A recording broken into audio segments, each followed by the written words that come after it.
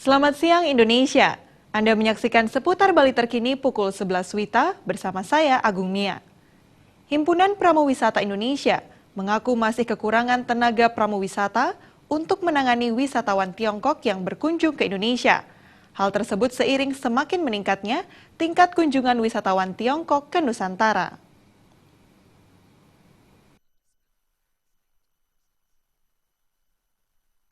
Ketua Perhimpunan Pramuwisata Indonesia, Sang Putu Subayo mengatakan, di Indonesia terdapat 13.650 pramuwisata. Namun khusus untuk pramuwisata menangani wisatawan Tiongkok, Sang Putu Subayo mengakui jumlahnya masih kurang. Kekurangan tersebut terjadi seiring semakin meningkatnya kunjungan wisatawan Tiongkok ke Indonesia, khususnya Bali.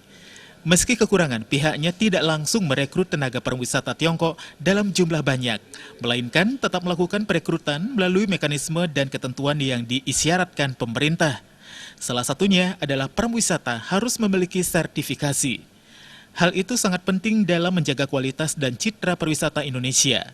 Bagaimanapun juga, pramuwisata merupakan ujung tombak maju tidaknya pariwisata.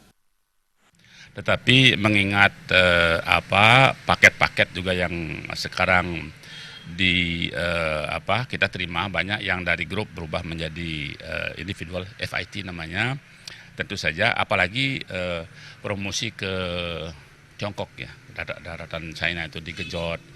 Kami masih merasa kekurangan dalam handling tamu-tamu dari Tiongkok. Pemerintah harus bekerjasama dengan stakeholder pariwisata dalam melakukan penataan berbagai hal di bidang kepariwisataan untuk mencapai target 20 juta kunjungan wisatawan ke Indonesia tahun 2017.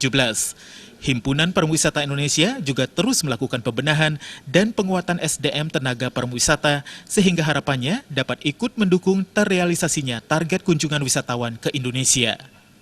Suparyana dan Indrawan, Bali TV. Sekian seputar Bali terkini kali ini. Terima kasih untuk perhatian Anda. Salam Indonesia.